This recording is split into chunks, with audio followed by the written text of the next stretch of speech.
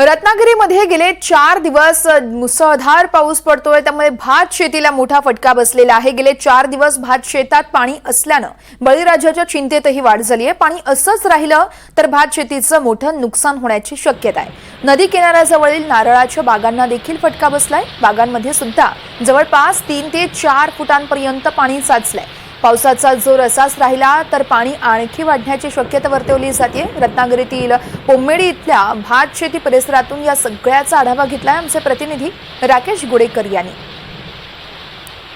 जिल्ह्यात गेले 4 दिवस पडणाऱ्या मुसळधार पावसामुळे बळीराजाच्या चिंतेत वाढ झालेली आहे। कारण सतत कोसळणारा पाऊस आणि त्यामुळे नद्यांच्या पाणीपातळीत झालेली वाढ आणि या वाढीमुळे नद्यांचं पाणी जे आहे ते नदी किनारची जी भात शेती आहे त्यामध्ये घुसलेलं आहे। गेले 4 दिवस जिल्ह्यातील अनेक भात शेती जी आहे ती पाण्याखाली असलेली पाहायला मिळते। आपण सध्या आहोत ते रत्नागिरीतल्या पोमेंडी परिसरामध्ये आहोत आणि या ठिकाणची ही स्थिती पाहतोय। हे जी भात शेती आहे ती देखील या ठिकाणी पाण्याखाली गेलेली आहे। अशीच परिस्थिती संगमेश्वर तालुक्यातील त्याचप्रमाणे चिपळूण खेडमधील काही भागातही असलेली आपल्याला पाहायला मिळते। विशेषतः रत्नागिरी जिल्ह्यात भात हे महत्त्वाचं पीक आहे। अनेक शेतकरी हे भाताचीच शेती करत असतात। अनेकांची गुजराण जी आहे ती याच भात शेतीवर होत असते। मात्र आता ही भात शेतीच पाण्याखाली गेल्यामुळे जर हे पाणी असंच राहिलं तर भात शेती कुजण्याची शक्यता देखील निर्माण झालेली आहे।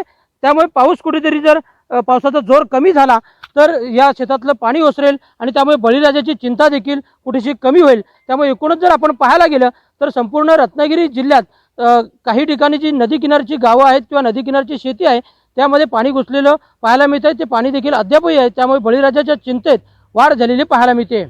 राकेश गुडेकर, NDTV मराठी, पोमेंडी, रत्नागिरी।